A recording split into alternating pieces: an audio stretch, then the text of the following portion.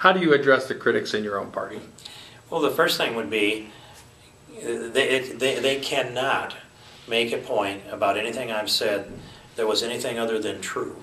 So if they're critical, I just remember I was in a debate at Iowa State University back when I was a state senator, and it was about same-sex marriage. And one of the people in the crowd went to the microphone and he said, "Why don't you just become progressive and get with it like Holland is? They have same-sex marriage there.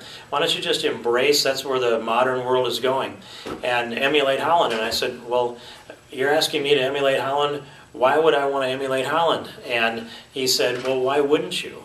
And I said, "Well, because they have euthanasia and abortion and legalized drugs and prostitution." And when I said that, he gasped into the microphone. And I said, "What's the matter? It's true, isn't it?" And he kind of whimpered and he said, "But you didn't have to say it that way.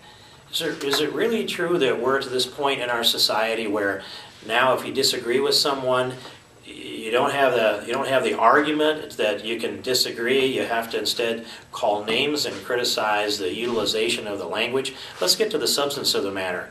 And I'll stand on the principles that I've laid out. And sometimes I've made the point for years and they weren't listening, so I found another way to get them to pay attention.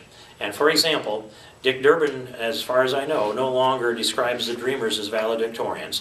We've corrected that major flaw. And sometimes we have to, otherwise it distorts the public's understanding. So I'm not going to apologize. What I've said is objectively true, and any time that Republicans have criticized me, it's not because of what I said, it's because they disagreed with my agenda. And that's really the answer. And when they start calling names, they've lost the debate.